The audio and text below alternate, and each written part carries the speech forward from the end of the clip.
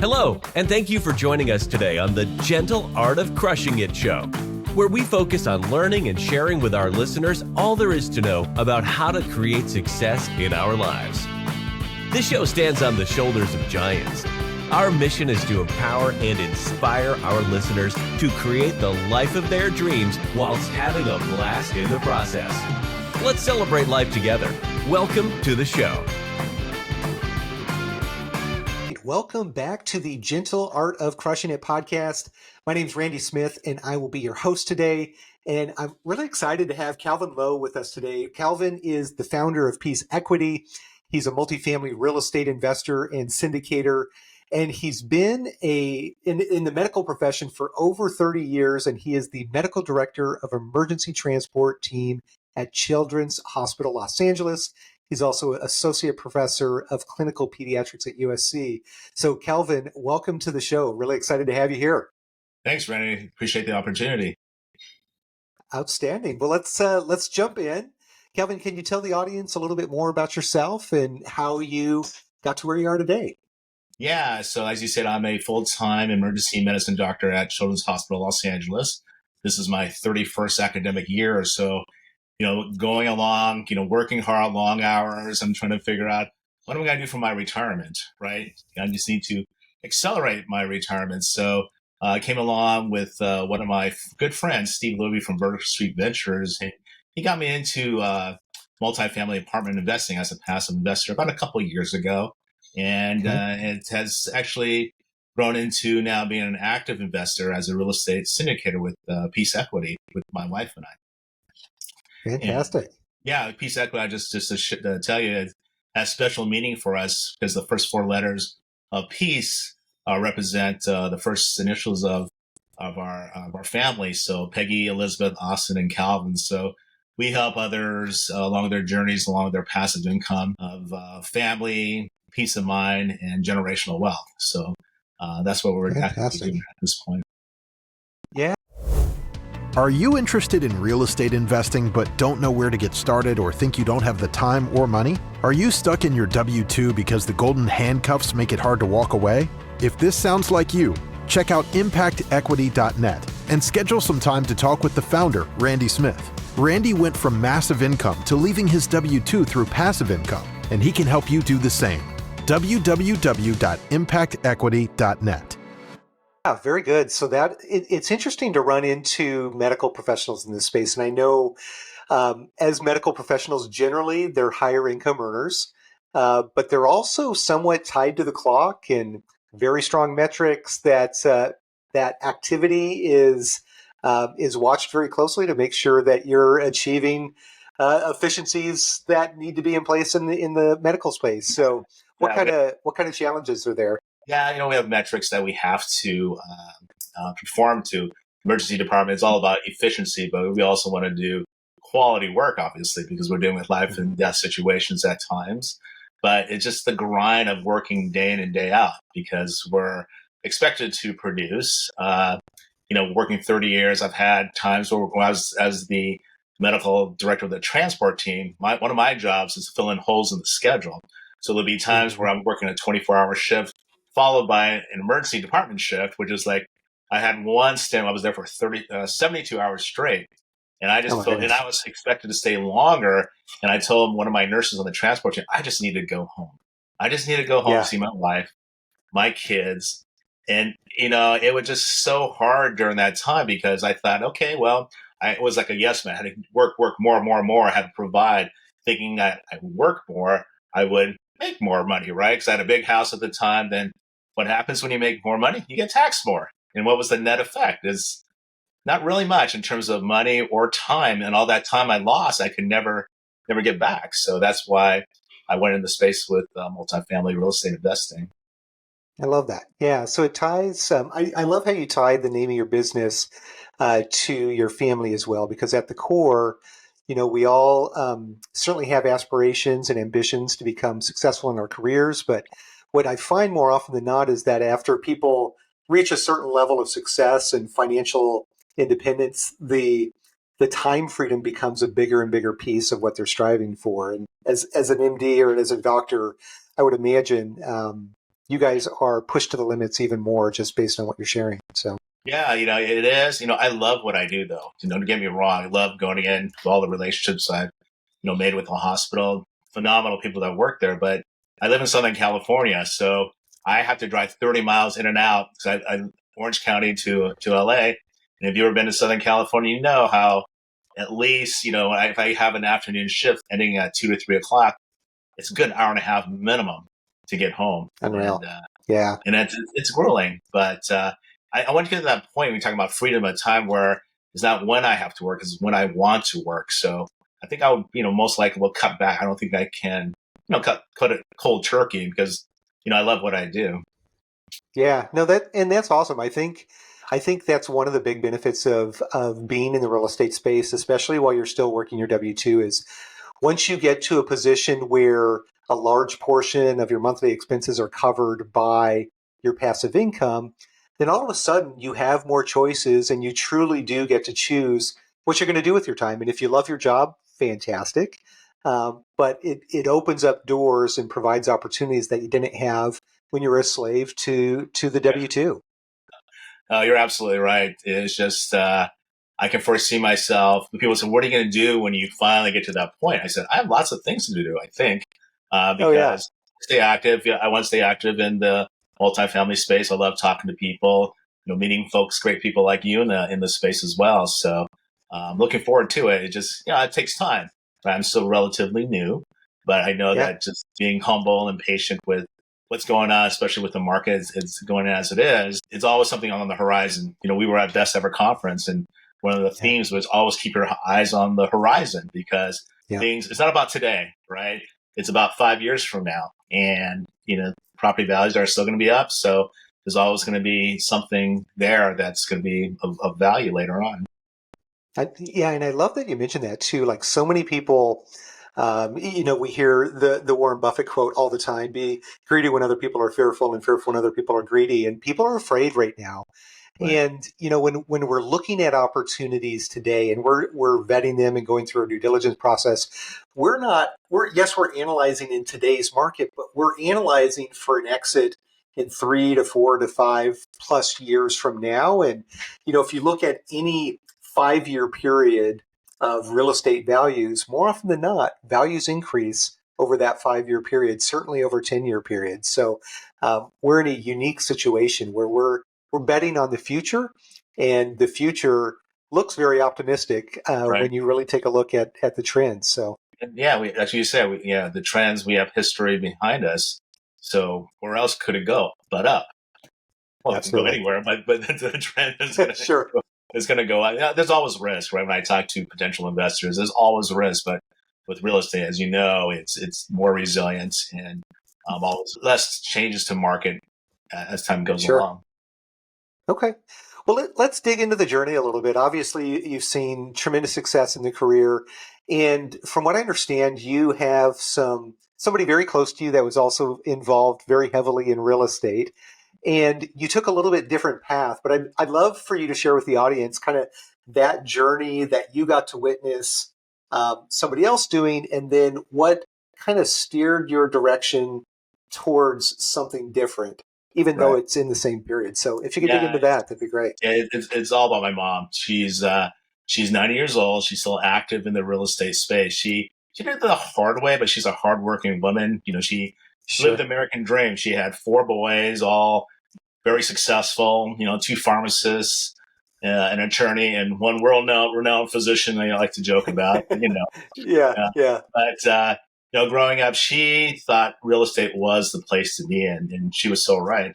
When I was 6 months old, she bought a 4-plex in Huntington Beach, and she still has that darn thing, So you can imagine it's paid over so many, many years. I'll be frank. I'll turn 60 this year, so you can imagine. Okay. Yeah. Right. So but the thing was, she was relying on the boys to go down and property manage, all the renos and things. She has up to 12 single doors right now, including a grocery store, which we actually grew up. We had a mom and pop grocery business, and so we were working there, and we had some 4-plexes, just next to the store, and every time someone moved out, I was the only son that had to go in and, hey, we need to get the tiles or the the paint or change the toilets and so forth. So I toiled in those hot summers and doing that, not understanding what was going on with this. I should be out playing with my friends or playing baseball and doing other things, but here I was changing all this stuff. But I came to appreciate that, after all these years, because I'm like, wow, Mom did it right, but there should be a better way or an easier way to do it. She finally got a property manager probably about 5 years ago for that place down in Huntington Beach. So my brothers, wow. They were going down there, driving her and, renting the place, and, it just got too much, and finally convinced her to do that. And she just completed a 1031 exchange about 3 months ago. So she's still in it, right? She's still in it to win it, right? She knows all the strategies and so forth. So, and I was looking at that, gosh, there's got to be an easier way. And as I mentioned before, Steve Lowe is one of my good friends I've known for years. We attended the same church, and you can talk about relationships and trust and things like that. And when he first came to Peggy, my wife Peggy, and I about this, we're like, man, we look back because we would have never gotten into the space unless you know somebody, right? And that's what we're trying to convey to some of our friends and some of my work colleagues. And jumping ahead a little bit, just one of my first races was a couple of years ago. And I had some former residents would come and call me and said, hey, Calvin, I'm really interested in this stuff. Because, I trusted you to train me as a physician. Now I'm trusting you to train me as an investor. I'm like, wow. Okay, here we go. Wow. So that's a little pressure and all that. But, I'm more than happy to do that, because, when you're investing, you are investing a lot of money, but you just want to make sure that when you do something like that, you vet the syndicator, make sure they're transparent, and, just be upfront with all the risk and what things that can happen. Yeah, absolutely. So that's amazing too, to know that you were able to build trust through your relationships in the W-2 and the work that you were doing. And then that actually translates very well over into doing other aspects of your life as well. So, what a neat story to hear about how your mom really kind of planted that seeds, and you got to learn what it looked like to be an active investor all of those years, and then make the decision to go down a slightly different path, and still in line though with, capturing and holding as much real estate as you can to grow generational wealth versus essentially just an active job that spits off income as well. And now you went through kind of a unique process where I believe you joined a community early on. Yes, you had the relationship with Steve, but you became part of a community as well around education and inspiration in the space, I believe. Yeah, we hold a monthly meetup now. It's called the Passive Income Club. So some partners, host partners that we have that I met through the Berkeley Street Ventures Student Academy, all based here in Orange County and Los Angeles. So we hold monthly meetings. Once we try to alternate between Orange County and Los Angeles to capture a larger audience, because again, California traffic, right? So so we talk about many different aspects of. It's not just real estate. We talk about other means of asset classes. A couple months ago, we had some of my friends come over and talk about whole life insurance, cash value insurance policies, which is a great vehicle to put money in. Next month in LA, we have a underwriter coming in to talk about that. So, I think it's just trying to get all different aspects of passive income. So to learn about different things, to make sure that if you're going to invest in something, you're well informed. So it's all about, again, education, knowing your stuff, because you got to know what you're putting your money into, right? And to make it sure it's going to work. That's great. And thank you for the service as well, because it is not an easy task to put on events every single month. It takes a lot of time, energy, and effort. And I've had a handful of events here locally as well. It just takes a tremendous amount of work. So thank you for all the work you're doing there. My partners, because they're active and they want to do it. And, we're all for that. It's just to help make it easier for other people, right? Because we've been, in the rat race for so many years. And yes, I'm a little unique. I'm starting a little bit late, but it's never too late to learn or start. That'll be one of my messages on this, right? Yeah, no, I look at it as well. Like you shared you're about 60. I will be turning 52 this year. And I didn't even know what syndication was until I was 45 years old. And I look at a lot of the younger investors that I see today, folks in their late 20s and early 30s that are already starting to put, even if it's just $25,000 in their first investment, when you think about the power of, $25,000 invested and then potentially keeping that in real estate for 30 years, like 25 turns into 50, turns into 100, Oh turns yeah. into 200 in a relatively short amount of time. So Yeah, right. it can be Yeah, one of extremely my powerful. one of my after our first sale, my son who just graduated from USC and get for that as he's an accountant, he's a CPA, and he Okay. said, "I want to do this, Dad." And I said, "Wow, okay, it's your first $50,000." And I said, You're a sophisticated investor. This will make you an accredited investor sooner than you think."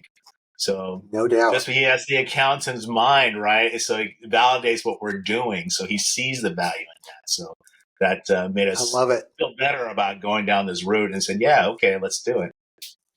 Yeah. And good for you, Dad, for showing the same type of skills that your mom showed you and really just kind of taking it to the next level as well. So he can go off and pursue his career while still building a very strong nest egg. So very good. Very good. Well, I'd love if we can if to talk a little bit about the markets, what you're seeing in the marketplace today. Clearly, the last couple of years have been, some would say, challenging, Yeah. and we're potentially coming into a new phase or a new opportunity in this market. So, curious what you're seeing and what your thoughts are about the current marketplace. Yeah, 2023 was just like you said, was very, very challenging. We didn't have many deals until late in the year. We partnered with Brian Briscoe on an opportunity in Salt Lake City, and that Fantastic. has it's been really great because like we were alluding to earlier, the market's sort of weird and down, but there's always opportunity out there, and that's where we're active Yep. in doing that. Because when they say people are scared to invest, that's the time to do it, right? We always say, Yep. what's the best time to invest? That was yesterday, or don't Yeah. wait to invest in real estate. Invest in real estate and wait. So I Exactly. think the momentum is picking up. I think now with all the different the interest rates, and I think about, okay, so we're going to have a couple more cuts or not, whatnot. Is it really going to stay alive till 25? People say 26 from what I gathered from Best Ever. But there's always going to be Sure. opportunity there. You just have to look for it and vet it well. I think underwriting is going to be much more stronger, more conservative, and the holds are going to be a little bit longer. And that's what we learned Yep. from what happened, over the past couple of years, right? No more bridge loans or rate caps and things like that. Try to get the Yep. other different loans that are available. So I think it looks good. You just have to keep looking to the horizon, and just there are always going to be ups and downs, honestly. And Yep. were caught in that market downside, but the cycle will go up, and just have to be optimistic, humble, and patient through this. Absolutely. Yeah, and I think at the end of the day, we're betting on jockeys. We're trying to find the right operators to part with. And you mentioned earlier about that due diligence process. I'm wondering, are there any specific questions that might be outside of the norm or something unique that you like to really dig into when you're vetting deals and vetting operators? Yeah, I just, a lot of it's track record too. Have they been through a downturn like this? I'm relatively new, so I want to partner with Hmm. somebody who's been in for a while, who's been through the cycles and so forth, and how they've done. Even in the lean times, they still turn a Yep. profit. It might be a single digit yield, but hey, it's better than zero or nothing, right? Or negative. So Yeah. Yep. yeah, so that's what I like to look for, and of course, people. And I always tell people, yeah, if you're vetting a real estate syndicator, ask if they have skin in the game as well, because if Sure. they don't, that's a big red flag, right? And Absolutely. what Peggy and I do, every deal that we've been part of a GP raise, we always invest because we believe in the property. So that comes I love after it. talking to the operator and so forth, and just making sure that try to mitigate risk as much as possible. But there is going to be risk, but Yep. the upside is always going to be there. I love it. Yeah, I think the due diligence process on the operator in the deal is the single biggest skill that you need to acquire or continue to improve upon when you're in this space. It's funny, you can go out to Google and do a search for questions to ask, and you could come up with like Right. 500 questions to ask. But on the other side of that coin, you also need to be a good investor and a good investor partner as well. So, I think it's a fine line. You definitely need to do your due diligence, but you can't be the squeaky wheel that's asking a million Right. questions every other day to their investors as well. Because Well, quite frankly, I want those guys working on my deals and like improving the assets to drive investor returns versus always having to answer all of my questions. So, right. And it's difficult because you don't. Some people you don't know. Again, it goes back to relationships. I yep, know Calvin for 30 years. I think he wouldn't do anything crazy, right? I would think so, exactly. right? So it's like, Exactly. I was like equated to like, I bought a new massage chair. How do you buy a massage chair? How do you research that, right? Everything's Yeah. online. Or you go to Costco and it's just one brand and so forth. Fortunately, I did find a guy nearby. He had a whole showroom of different ones. I got to try them out. So that Okay. was my due diligence. The same thing if you're going to vet somebody in real estate, you have to really dig in deep and not just throw thousands of dollars in something, blindly. Yeah. Yeah. I think that's a good idea as well. Like you almost have to test it as well. So I'm curious, when you have an investor that comes to you, do you have strategies you suggest to them, or like are you really trying to help them find that one perfect deal, or do you preach diversification? What kind of Yeah, strategies it do you share? depends on their age too, right? If there's Okay. someone like my age, I have something that's there for like a 10, 20-year hold. Yeah, that's probably something for your grandkids. You get Sure. something now, something a little bit more. Yeah. But one of the things, this is my wife, Peggy's avatar, is the uninformed spouse. We make sure is that both partners are on the line with us before we even talk about a deal. Yeah, I'll say, Yeah. hey, let's talk about, passive income. I can show you some things, but if you're interested in a deal, okay, I need your wife, I need your husband to be there. Yeah. That's the key thing. Because what's the number one cause of marital strife?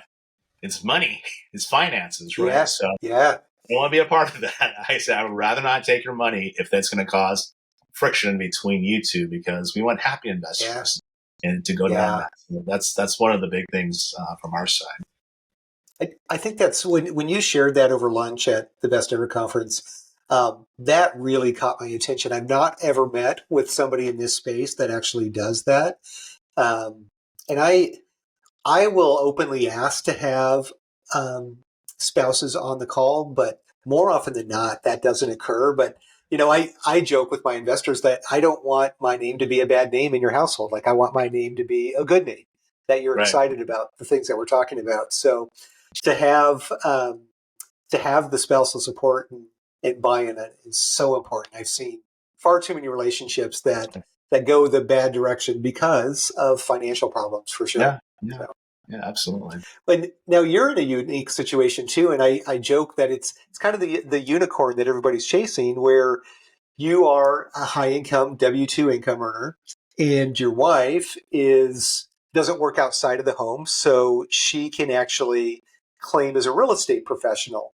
Can you talk about, and of course we're not CPAs and we're not giving any Right. tax advice, but can you talk about how that strategy has helped you and your family and some of the benefits it's brought? Yes. One of the reasons why we became active investors is because of the real estate tax incentives, right? So one of Yep. it is the real estate professional. You don't have to have a real estate license or anything like that. All you have to do is be active, accrue 500 hours of material hours, meaning that on the properties that you own. I think it's Yeah. 750 in terms of total hours, which you can do that are real estate related. And as we own real estate, there are a lot of passive losses through, rental property ownership. As a real estate Yep. professional, as you accrue those hours and qualify, those passive become active losses, and then you can actually write those off on your spouse's W-2. So the goal this year is that I wouldn't have to pay any taxes on my physician's salary. So you can just imagine, Unreal. as we're high income earners, how much after paying so many years of taxes and taxes. Another bonus there, something I can invest in something else and let that steamroll or the avalanche or the golden hamster wheel, as they call it, right? Snowball. Keep Yeah. rolling. Yeah. Yeah, do that. So, yeah, and we have the ideal situation because Peggy's a homemaker and she can accrue these hours because you have to work at least one more hour than your full time job to qualify. already work Sure. like a gazillion hours. Like, can I do a gazillion one, with real estate, Right. you know? But Yeah. Well, that's amazing to be high income earner and not have to cut a check to the IRS at the end of the year. I had the situation when I left my W-2. I left about mid-year and was able to claim as a real estate professional that year. And my income, because I ended up selling a bunch of my single family homes, was probably my biggest income ever that year. And I think we paid less than 4% in taxes, federal wow, taxes that year. So it's nice. just from going from 37% down to 4%, what an amazing impact that made that year for See, I'm sure. going to grow So up to be like you, man. See? there you go. There you go.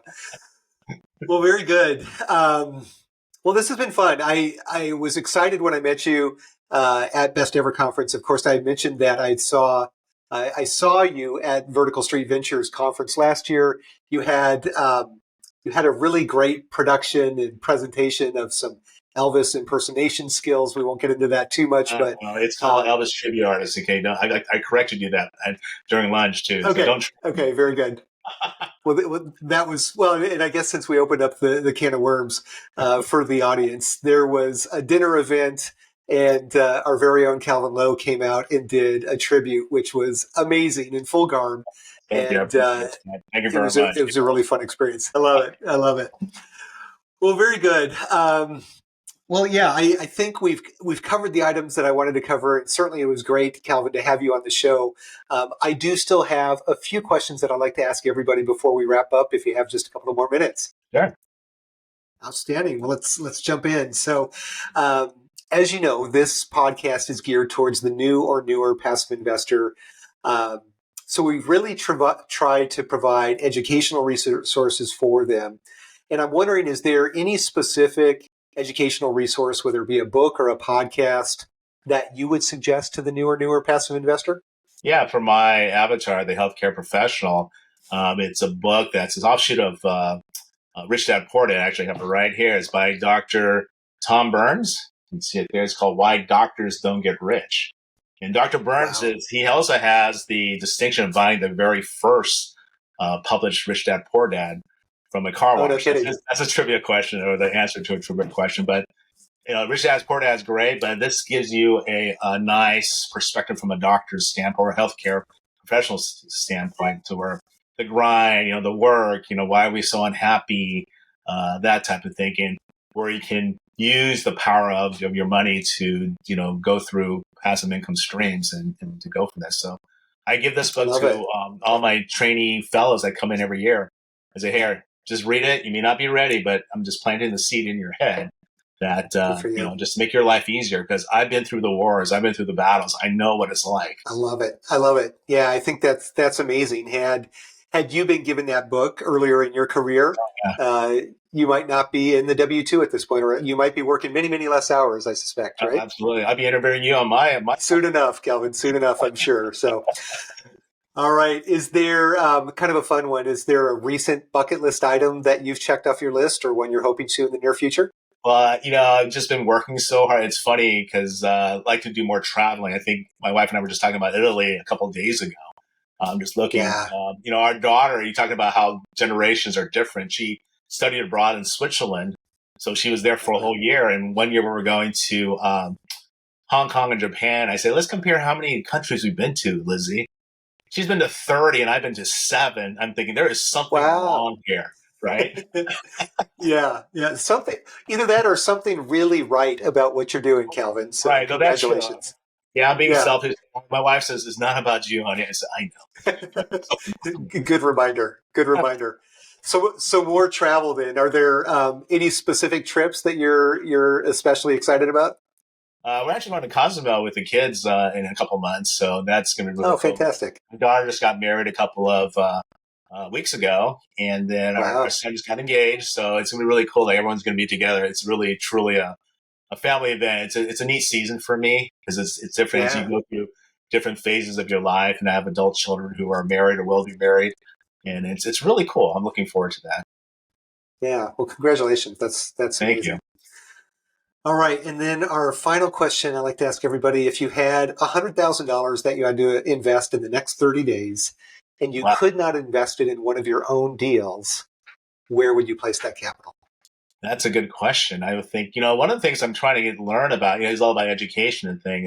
And one of the things I've really been intrigued with lately has been oil and gas, right? Because of the tax benefits of that, because you get that right up front. So that's just something on the top of my head right now. It's a little risky. I need to learn more about it, need to vet that out. So either that or buy some stock in my beautiful Dallas Cowboys right there. So there you go. That too. There you go. I love it. So oil and gas is something, gosh, I've been dancing around for years and years. And now that I've got rep status, I don't need to chase that. But there's a lot of benefits. If you find a good operator and you're able to offset that W-2 income without having to do rep status. So right. That'd be nice. So very cool.